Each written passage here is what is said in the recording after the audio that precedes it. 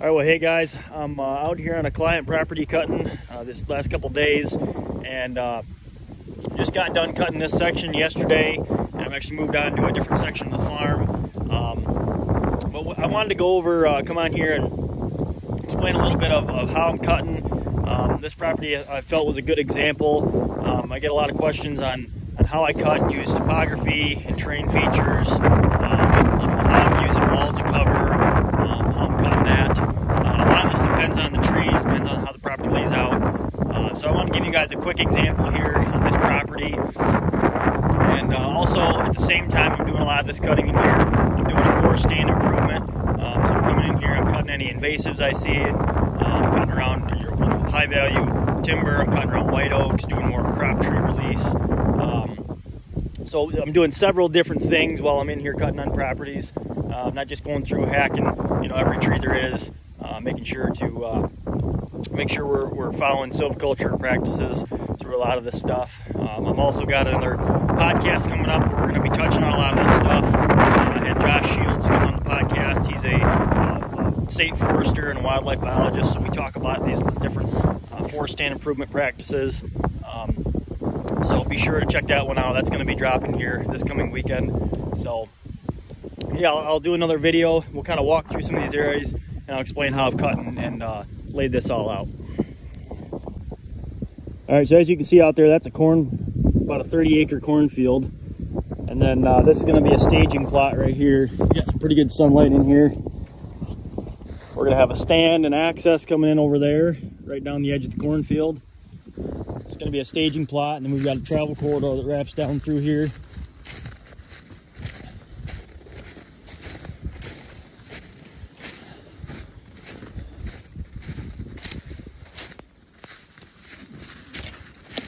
You can see we've got a nice wall cover up through here, lots of screening, and that's super important to be able to start building depth of cover. You can see all this out here. This is another big peninsula island that's all been cut. So we've got layers of cover here that we're going to keep stacking. Lots of deer in here. Obviously these does are going to want to bed up close to the food source typically. Got a travel corridor that runs down through here along this ridge.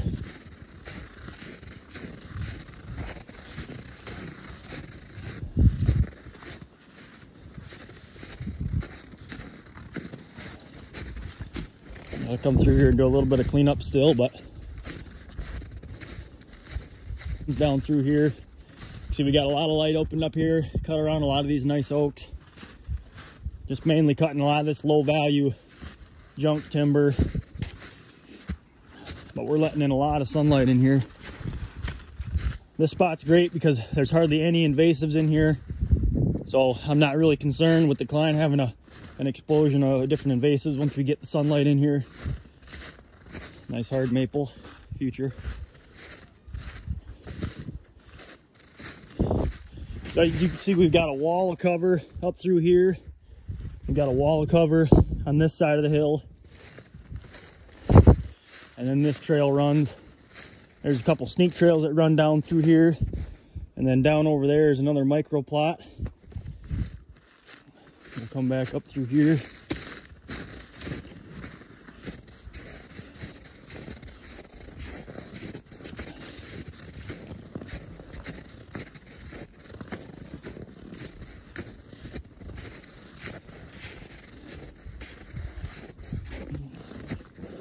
So this is another hub right here. So this is going to be another existing stand location.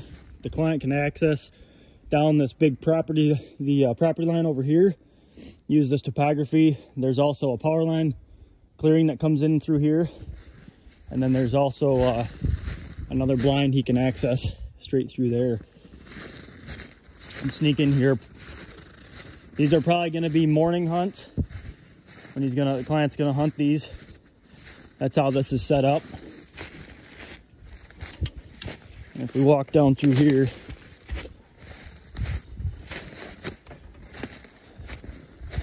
see we got another wall of cover on almost both sides.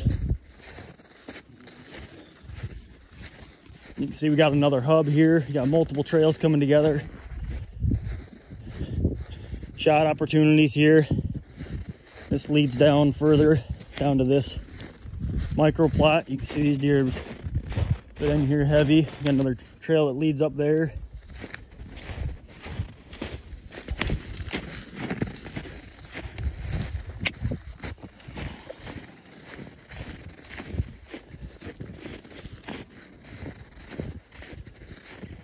There's this micro plot, and then we got another trail that leads up through here.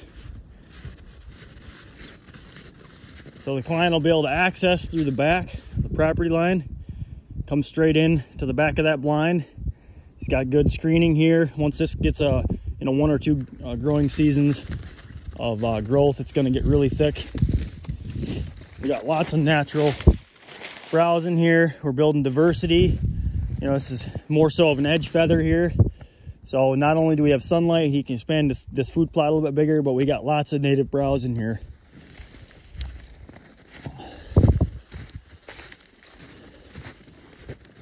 We come up through here, up on this ridge top. Again, we got another wall of cover over here, a wall of cover here, and there's a couple beds up here just since I've cut it a couple days ago. There's a bed over there, there's a bed here, bed there, and then the neighbor actually has a stand over here. So what I actually did is cut more so of a wall of cover around this property edge. Then I've got a lot more bedding all up through this hillside, and then they all get pinched down to right here, heading to this food plot. So I hope you guys enjoyed that little video. It was just kind of a sneak peek. I figured I would give you guys a good example since I've been getting a lot of questions about this. Obviously this just changes dramatically based on the landowner's goals and the property layout, the tree species. There's a lot of things that play into this, on how hard I'll cut. So yeah, I just want to give you guys an example of what I'm doing out here. And yeah, it's a beautiful day. Happy Friday, guys. And thanks for watching, guys.